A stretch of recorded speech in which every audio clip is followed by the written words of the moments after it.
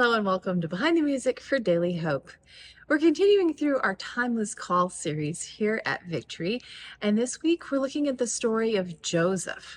What a long and complicated story, from being a young boy and a shepherd, and visions and favoritism and jealousy and slavery and finding favor, and ultimately being able to help his own family, who had basically sold him into slavery, wanted him dead, and he returned good for evil. What a crazy story. So I hope you'll be a part of worship with us, either here or online. As I was planning worship this weekend, one of the hymns that I decided that we're going to do is called "O God of Jacob." And it's a familiar tune, but maybe words that are not quite so familiar. It was written by Philip Doddridge. He was born in London, lived in England for most of his life. He was a pastor, but not for the Church of England. He was a bit of a nonconformist. He wrote prolifically. We have almost 400 hymns that he wrote, usually because he wanted a hymn to go with his sermon. He didn't publish any of them in his lifetime, but after he passed away, they were published by some family and friends in 1776.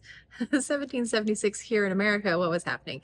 There's your little history question. But in England, these hymns were published, and about a third of them are still being used around the world in different denominations. So that's kind of cool. As I was researching a little bit about it, I thought it was really interesting to learn that the missionary to Africa, Livingstone, who I remember reading about all his mission stories when I was much younger, this was actually his favorite hymn, "O God of Jacob." They said that you could hear him singing it all the time from his study there in Africa, as he was finding ways to help the people as he was being a missionary there.